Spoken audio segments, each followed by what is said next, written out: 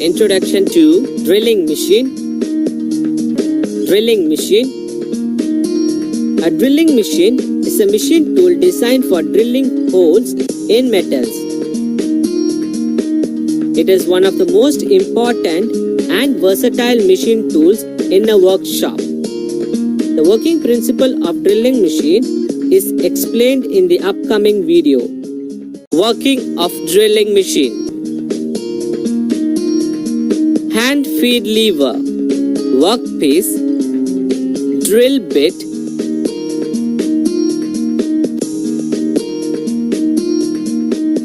spindle.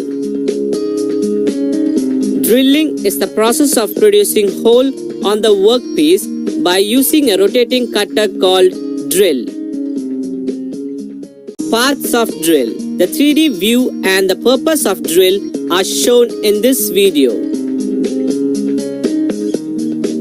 This is the 3D view of drill. Tang, shank, neck, heel, flute length, point.